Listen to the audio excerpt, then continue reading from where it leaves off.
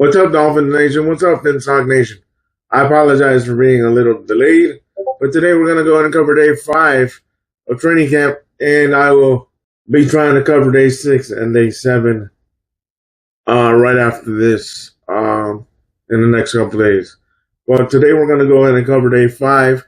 First, we're going to hear from Mike McDaniel and his presser from day 5. Then we're going to go ahead and I'm going to go ahead and pop up some video from the Miami Dolphins Twitter. And then I'm going to tell you of a roster move the Dolphins made on day 5. And then we're going to listen to players meet with the media one by one. So let's go ahead and start with Mike McDaniel's press conference. We saw Cater limp off on Saturday. Do you think he's going to miss a while, or is it a short-term thing? We're kind of it's a day-to-day evaluation with some swelling. So we're a couple evaluations away from in the next couple days. So we're really just taking it day-to-day and see where it's at. But good spirits, and the team's good. Is there concern that it could be something that could sideline him into the season? I mean, if there would be concern, it would be completely made up. There's quite literally, I don't have the information to lean anyway, so I'm optimistic that I know nothing. You signed 2 veteran corners of the league, Mike Hilton and Jack Jones. What stood out to you about those guys? Well, we've been considering those 2 individuals for a while, and I think timing with regard to where our group was, and I think our young guys really are starting to develop earned confidence, actual real confidence based upon what they're doing on the field, and I think they know where their coach is and where I'm at with that, and so they're big boys now, and in comes some other competition to now you get to not only evaluate those players that you feel very good about, but you get to evaluate how those other players react to that and where their game goes, because this is it's a very cool opportunity for all those guys involved. Mike and Jack in particular are both guys that are very thirsty for the opportunity, and guys that are right now working within the locker room and becoming part of the team.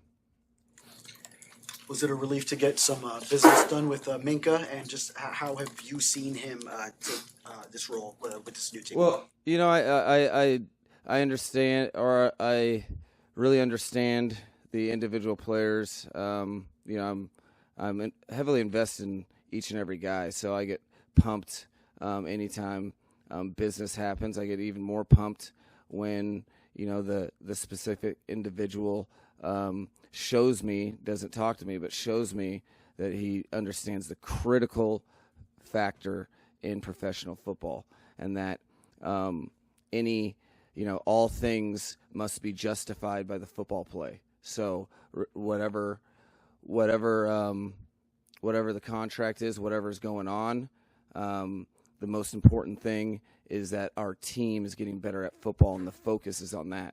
So, I'm most pumped because I think it was a situation where we were playing football. Minka was steadily learning this defense and taking command in his leadership role, and a bunch of people were like, "Oh, there was business going on. He got something done." I think that's the way that football teams win this league, and so I'm happy about that. What's the skill that you think has made Mike Hilton an effective slot corner? And if you wouldn't mind touching on the skills that Jack Jones has that appeal to you and Chris as well, please. Well, Mike Hilton for me comes with some scars from the other side of the ball. So playing against him in years past, he was the one guy in the defensive backfield that realistically and from a physicality standpoint, you're like, I wish they wouldn't be in nickel. I wish he wouldn't play. I wish he wouldn't be on the field. I wish they'd have a linebacker on the field. That's how convicted he would play, and how physical he plays the game from the defensive back position. So, had fired up that he was an option. We've been talking for a while. So, but my exposure going against him led me to find out, what type of guy and how many people, texted me, Weave, Chris, when we signed him, attesting to, what type of guy he was, which we had already gotten the information. So that to be verified, awesome to add to the locker room. Jack is in a really cool spot. Have had multiple conversations with him, including one at 6 a.m. today in the special team coordinator's office, about seizing opportunities and choosing to define your name and legacy by your actions. I think he's eager to really compete. I like that about him, and I think he knows. Like all the guys that are coming to this team, you can't help but feel the standard with which the locker room moves and operates and holds each other to. So I think all those guys know that to thrive on this team, their first job is to assimilate and stay in line with the order that is on the grass that we take true and dear to our hearts. With regards to Mike's run defense, watching him on tape over the weekend, I was curious to ask you from an offensive perspective, what are some of the unique challenges that he provides as that really good run defender with regards to how he can kind of fit the run for the B gap from that depth position? I think, it's not just the run game, it's the physicality that it does show up in the run game, as well as reroutes, but you're talking about to be able to laterally adjust, get hands on receivers to make sure that you're stopping the vertical momentum of an offense, while also being able to utilize quick trigger keys and be able to have the mindset to go fit the A or B gap like a linebacker, to have the quickness and football instincts to do it. So that you're utilizing your quickness, and you're generally outmatched in size in the box. Well, the one thing that can really balance that out is decisive, quick, leverage player with strength and tenacity. There are always problems. Talking about the original Winfield and. You go to the barbers and nickels that can play in the box and are a problem because they utilize their short stature and firmness. So to have those guys that are coverage players that can add to your physicality, I think that there's a snowball effect. So fired up with that. How has Patrick Paul been doing? What's your progress report on him? Patrick's been doing great because he has to. Otherwise, he would be miserable because of you go on the grass against our edges. There's no days off. So, I think his growth has been monumental. I think he's one of the guys that you can feel a different energy based on earned confidence. He's like all the guys in the front seven. They're very eager for the pads to get on. However, they're training how to use appropriate technique so that you can play football without pads from a physical standpoint. So his game's really developed. He is really one of the pillars of deliberate practice, I think. Where that lends his game is always positive. which is why each and every day that he goes out and competes is a valuable day for his ascension. How's Quinn Ewers doing? Quinn Ewers is doing great. Rookies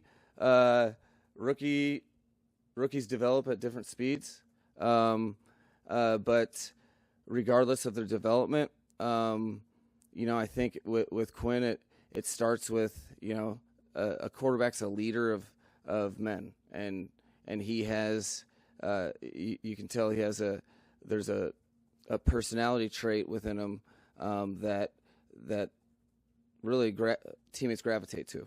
So doing well with that, because I bring that up because as a rookie, a lot of times it's hard to see those things because rookies, it's embedded in failure.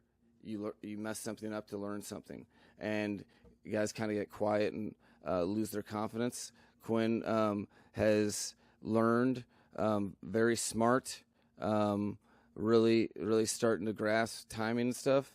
But I think the whole quarterback room in general, I think Quinn's really benefited from Zach really developing, and then on top of that, Tua leads the charge. So I think those guys are all pushing each other to grow as players, and I think realistically Quinn's development is all him, but it's as much as coaching and from the quarterback coaches and Zach and Tua is him as well. They're creating a good environment that he has to keep up with because the other two are rolling. Mike, I wanted to ask you for updates on two rookie defensive backs. Dante Trader, we hadn't seen in a couple of days. Is he injured? And we saw B.J. Adams carted off on Saturday. How is he doing? So Trader, he had we're probably more preparing for a situation where we can see him compete and stay on the field in those joint practices. So that's kind of my measuring stick. Is I want to see him consistently be on the field and then not have a regression. So we are taking the time up until that. I don't want to compromise that. And he is he doesn't have to convince his teammates that he's all in. Let's just say that. BJ's doing well.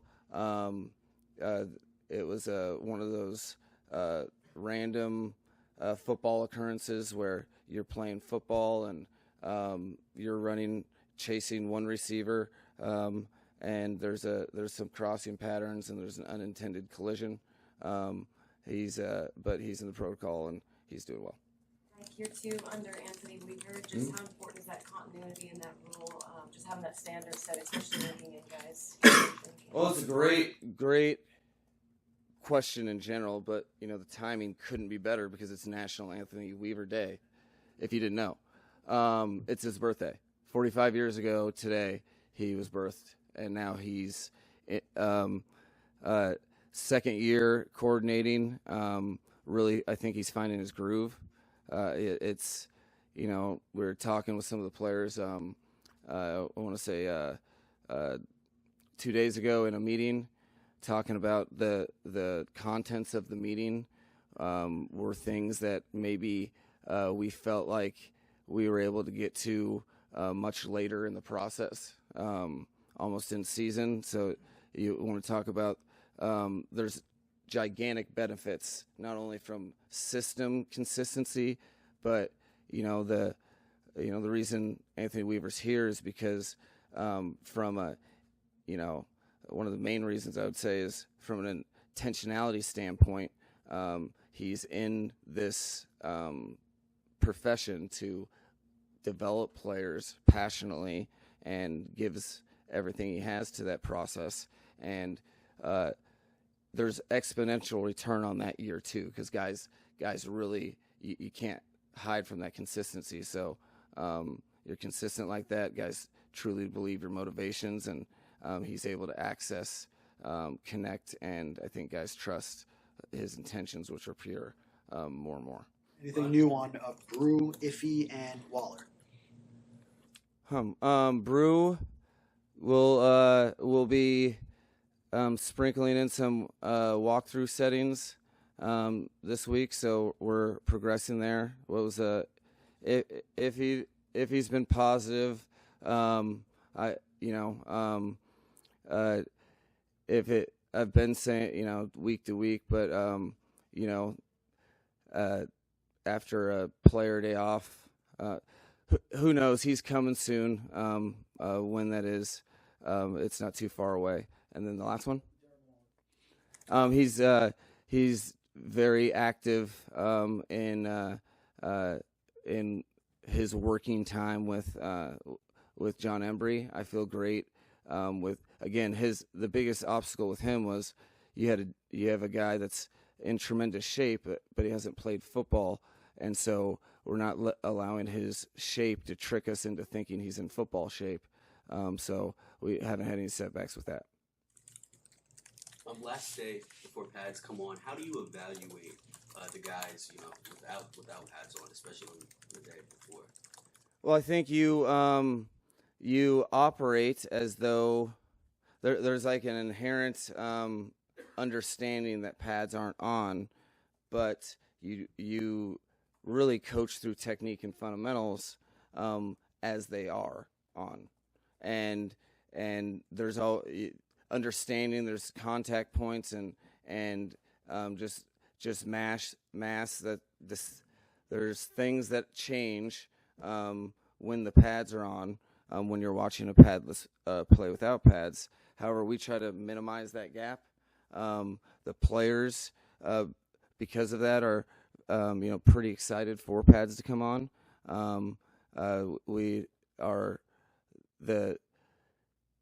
It's hot, it's sweaty, guys are frustrated, guys are physical, they're competitive. Pads are something that I think they'll embrace, but at the same time, I'm very pumped about how we are approaching our padless practices, and we really just try to minimize the difference between the two, because you can have tremendous gains of technique fundamentals and how you play if you're able to get as close to pad-like practices without pads. All right, shut him down. Willie Gay comes out and starts screaming. I love that scream from Willie Gay.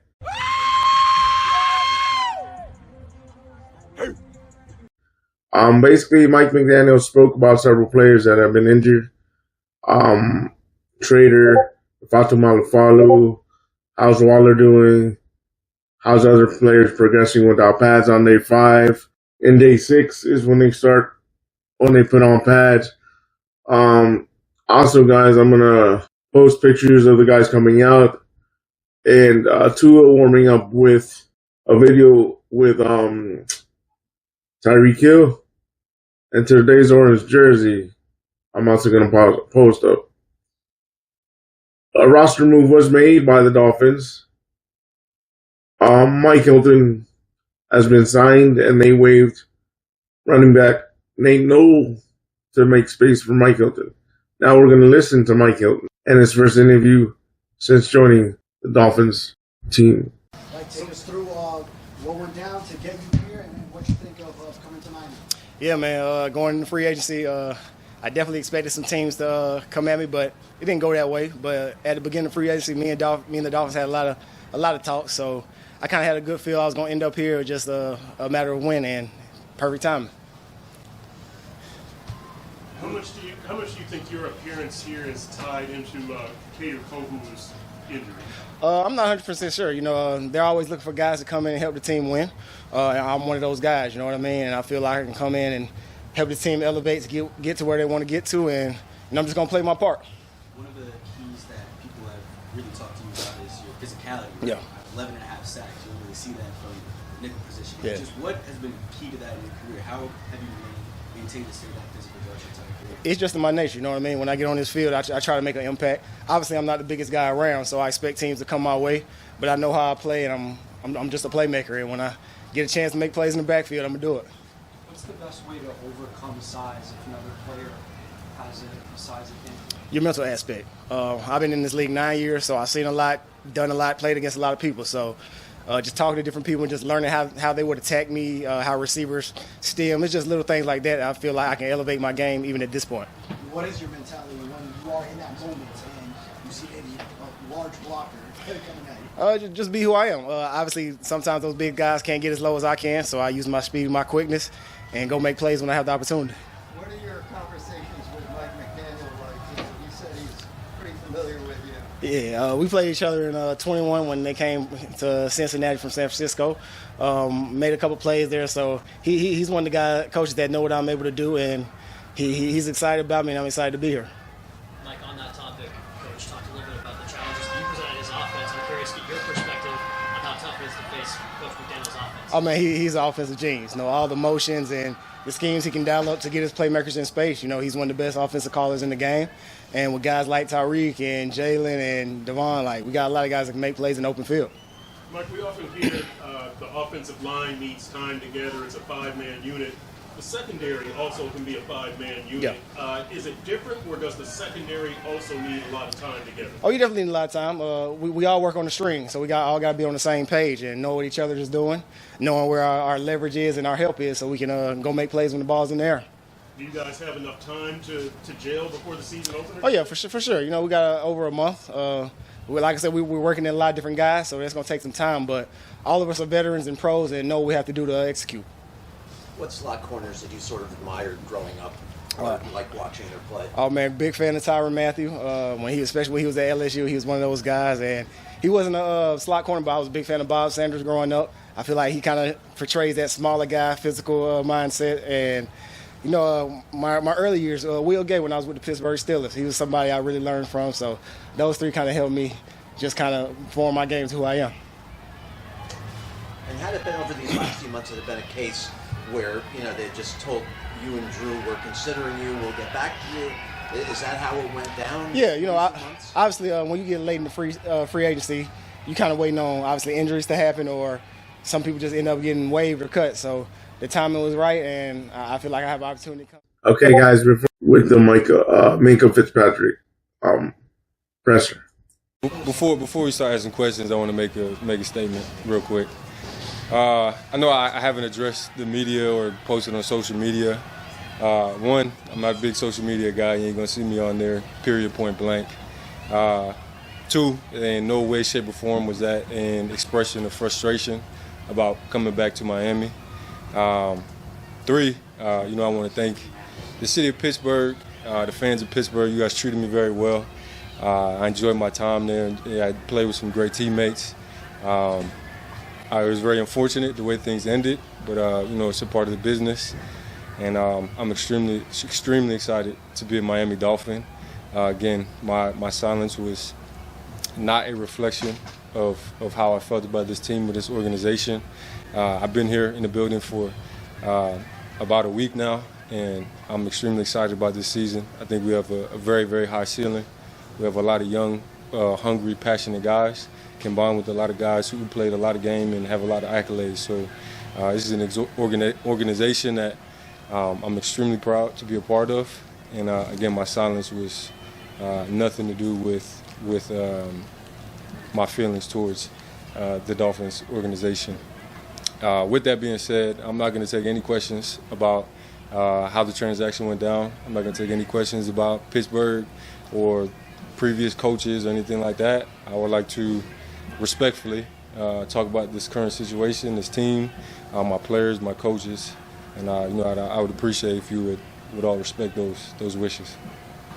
Minkah, you guys have a lot of new faces in the secondary, and I was just asking Mike, the offensive line is a 5-member unit, and people say it needs continuity and time to be together. Yeah. Does that apply to the secondary, or are you guys more independent contractors, kind of, so to speak? No, absolutely not. Definitely not independent contractors. I think if you look across the league, the best secondaries are guys who, have been working for a long time, playing together for a long time, have great chemistry. I think Mike is definitely correct in saying that, it takes time to form that chemistry, that communication, those nonverbal signals and stuff like that. And I think it's also important that, people are able to move around and do different things, you know what I'm saying? And again, that takes time for sure, but that's what that's what camp is for. That's what the off season is for, and that's what we're looking to be this season. How long does it take a secondary to gel? I don't have a direct answer for that. Minka, this is a organization that's going through a internal cultural change. When you arrived here, what did Mike and Anthony and Chris tell you about what they need from you, not just as a player, but as a leader and a tone setter?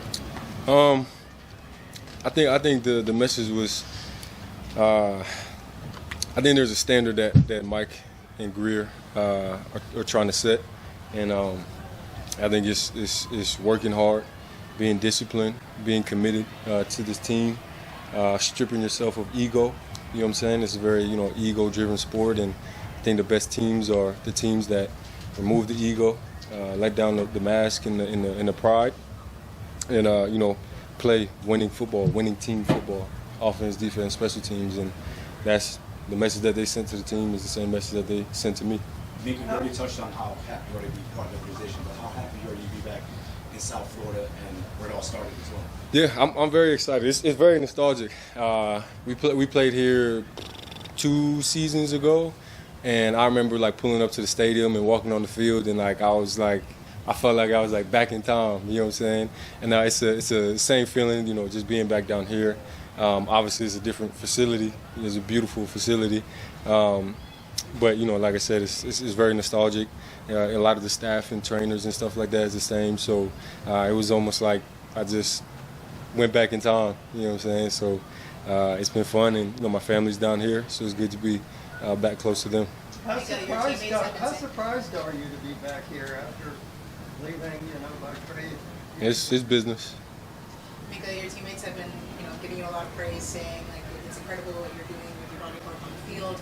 To kind of already have that, I would say, feedback from the teammates you're now building your relationship with. What's the best part about continuing to build those relationships as you guys get ready, to hopefully make some noise here? Yeah, I think my favorite part is just getting to know everybody.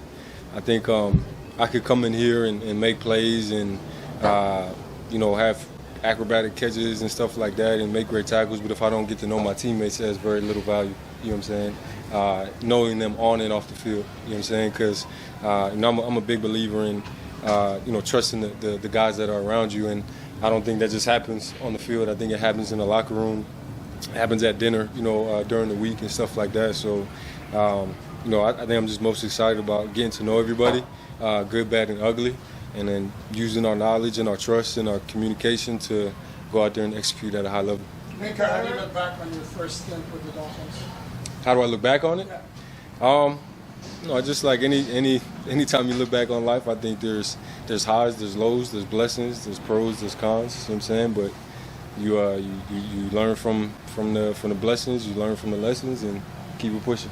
How is the Minka Fitzpatrick of 2025 different than the guy I met as a rookie? Yeah, that's a good question.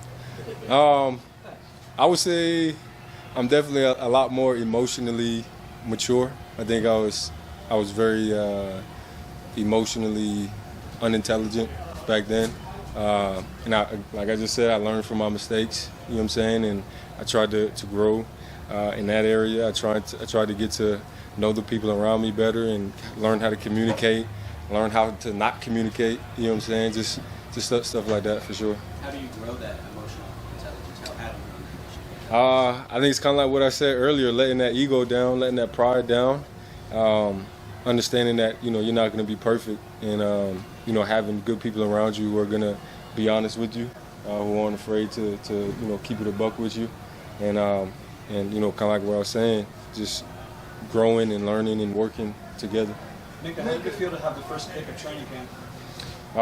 It was great. I love getting picks. I love that it was the first one. Just gotta get more. Minka, I remember when you were first drafted, you came here and you had some very specific high goals for your career. How would you judge your progress toward meeting those goals? I think as a player, I think I hit a lot of those marks that I want. But as a teammate, I haven't won a playoff game, haven't been to a Super Bowl, haven't won a conference championship. You know what I'm saying? So there's a lot for me that I still want to accomplish. You know what I'm saying? There's still a lot left for me to, check off the goal list. Yeah. Now that you are back, how much do you want? Can you say that again, my bad? Now that you are back here, do you want to be here long term? Yeah, definitely. Like I said earlier, I'm really liking the energy and the direction that this is going. I think the culture of this locker room is one that wants to win and win now. But it's also something that I want to earn. I know that it was reported that I wanted a new contract, but I just wanted to know that I was going to be here for more than a season. You know what I'm saying? And I got that. And now I'm gonna go out there, play all pro bowl level, and hopefully earn the respect of my teammates and the organization to have that long-term contract. Mika, you were reunited with like a couple Alabama guys, and Jaylen Waddle said that you're a quiet guy, but when you do speak, you command the room. Do you find yourself being one of the leaders in this group and just naturally setting in that kind of way for yourself? Right now, I'm just trying to make the right calls, be in the right place. You know what I'm saying, and get to know my teammates. And there's definitely moments where I will, have to speak up and communicate. But right now, I don't want to come in and be overbearing. I want to get to know people before I tell them what to do or how to operate, and earn their trust and earn their respect. And then once I get that, then I'll be everything I need to be. Mika, what's it been like practicing against Tua again? How have you seen him grow from that first year at Alabama with him to Yeah. Dolphins? Yeah, it's been fun. I love going against this offense because they challenge you in every single way, shape, or form. They could run the ball. They could run the ball laterally downhill. They could throw the ball laterally downhill. They could show you 20 different formations in one period. And so every single rep you have to you have to be on your A++ game. And Tua is the head guy over there, and he's leading the charge. And it's it's awesome just going to the sideline after a play, and he'll come up to me and ask me, what happened here? What'd you see? Why'd you do this? And I'll do the same, vice versa. He had 2 great balls today, and I'm gonna go talk to him after this and be like, what'd you see? How'd you know you could get? You know what I'm saying? And just being able to have that exchange is extremely beneficial for me. Yeah. What do you think of Weaver and his defensive scheme so far? Yeah, all great defenses start up front. You know what I'm saying? I'm a DB. I'm not afraid to admit that. And they got some dogs up front. They drafted some young guys who are going to play high level football for us. And it's going to be our job in the back end to cover, not let small gains turn to big gains, not let balls go over our head. And I think that's Weave's principle, and that's most great defenses' principles. You mentioned coming to work at this facility. How does this compare to the old place at David? This is very nice. I'll say that.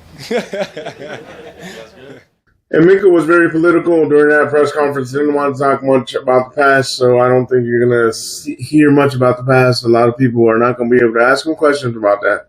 But next on the list on pressers, Jack Jones. And Mike Hilton, I believe, was brought in to temporarily cover for Gator who is injured. So we'll see how long he'll be around. Here's Jack Jones' press conference. I saw this post from you the other day saying that they woke you up. Yeah. Man, it just lit a fire under me, man. I just personally, I feel like with the talent I got, man, I shouldn't be, on 3 teams in 4 years, you know what I'm saying? So, man, it lit a spark under me to do right, on and off the field. Do you think that that's the issue why you have problems finding work right now? Definitely. I mean, if you know me, then you know the story and you understand what I'm going through. Jack, it's early, but what's the relationship been like with Anthony Weaver? Good. I like Coach Weave. He the first day I came in, I had a long meeting with him. He just kind of told me about what he expects and what the team's about, and I like it. And, I feel like me and him match. How would you describe your strengths? My strengths? I'm getting better in all areas, man. I don't want to pinpoint anything, you know what I'm saying? I'll let you guys do that.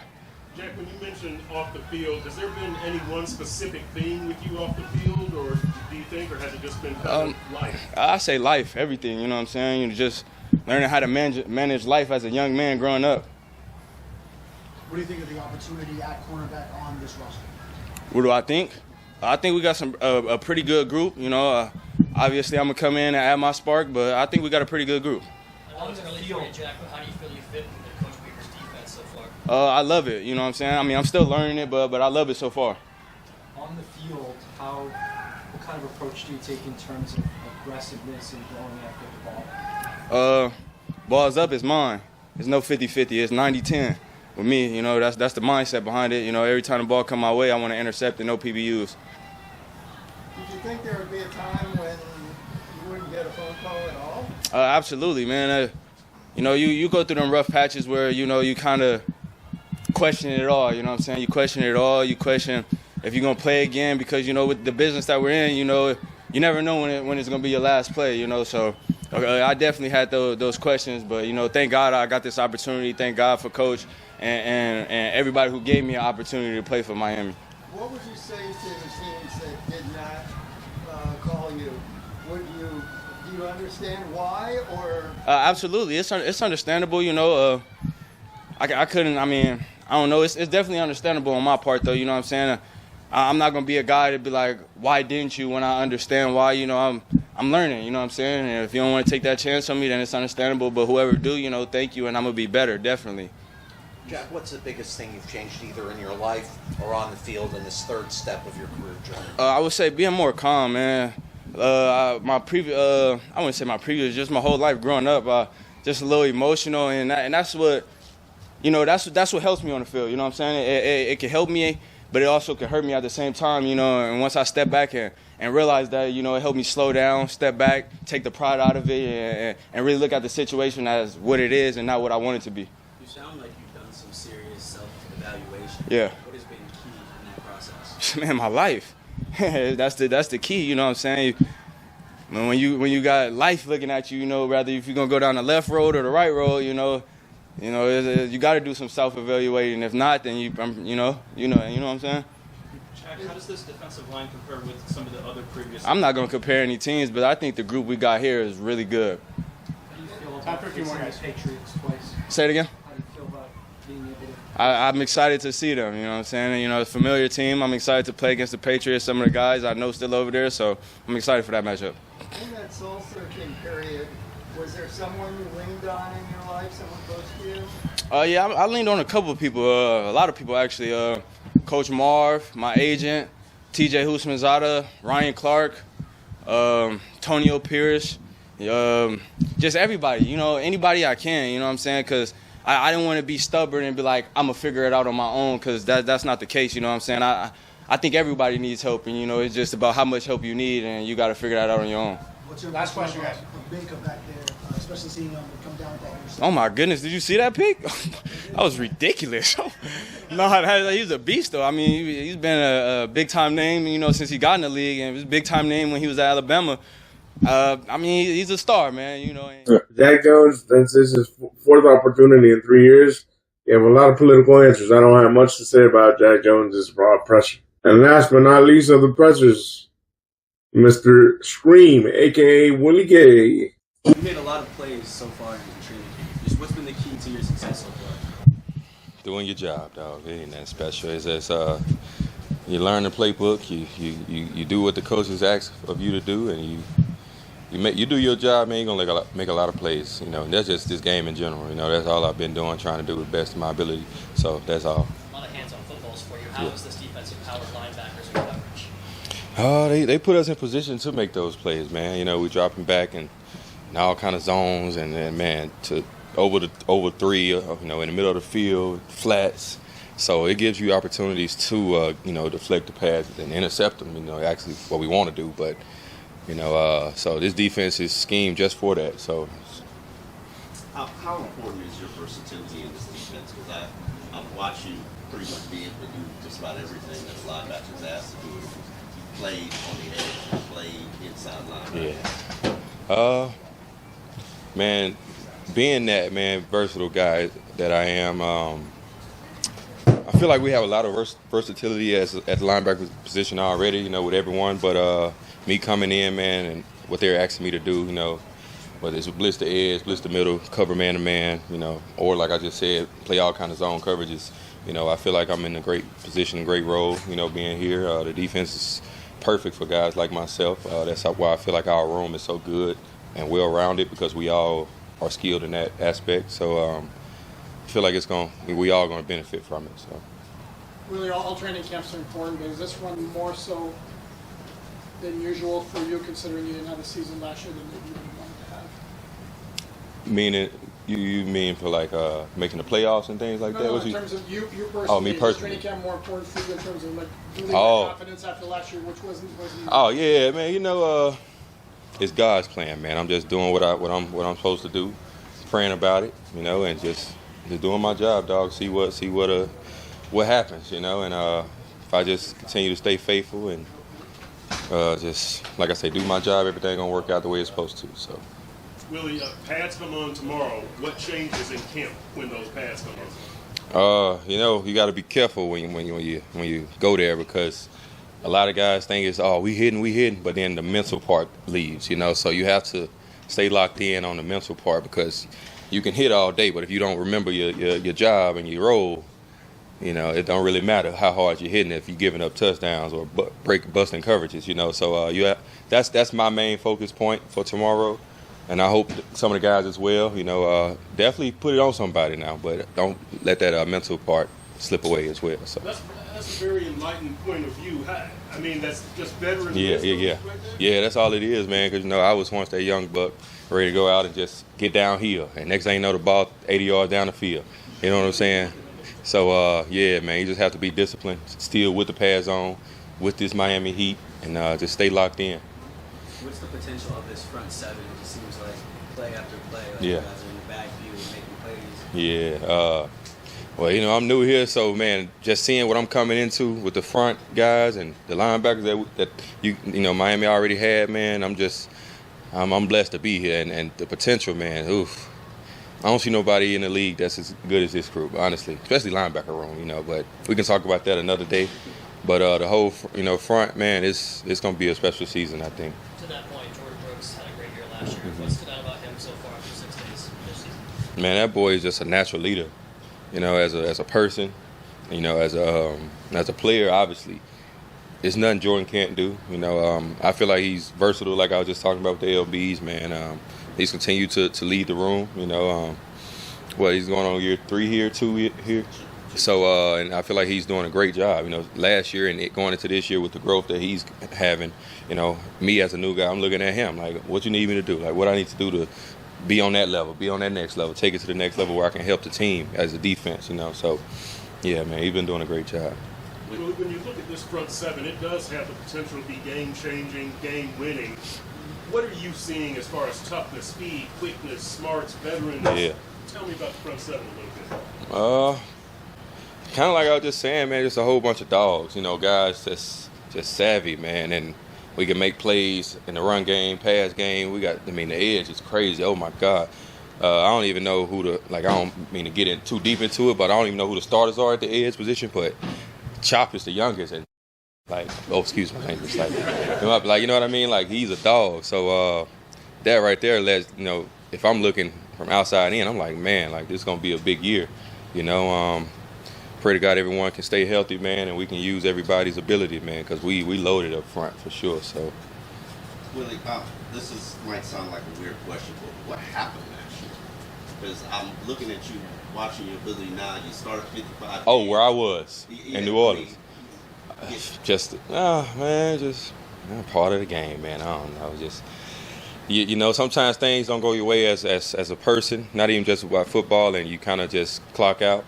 And, you know, I had to grow up a little bit and tell myself, man, it might not just be your time yet, you know, just humble yourself and embrace the role that you are in. And I will say, I'm going to give you a little, you know, personal information, like probably week 11, man, I kind of clocked out. Because I was like, bro, I'm playing 10 snaps a game, you know, I was just like, forget it, we probably won't. You know what I'm saying? It's just negative. Honestly, I'll give you that. And me and Guy, you know, we talked about it, like always. And I learned that to honor him in this game, the way I give back is to be grateful in what I do have. And then I feel like he'll bless me with more after that, you know. But first he wants to see me be grateful in the role that I am in. So that's kind of all it was, just trying. I already did a video about this, but I really believe Willie Gay can be a secret weapon for the backside of the defense. He seems like he can be here for a very, very long time if the Dolphins like him. But he seems like he knows what he's talking about. And if the front seven does stay healthy, I do agree with him. I think we can have a nasty front seven, but let's see how healthy it stays. As far as the cornerbacks and safeties, I think the Dolphins should get more depth. We've already had injuries happen. But like always, leave me your comments down below. And like always, stay positive, stay on your grind, and go Dolphins.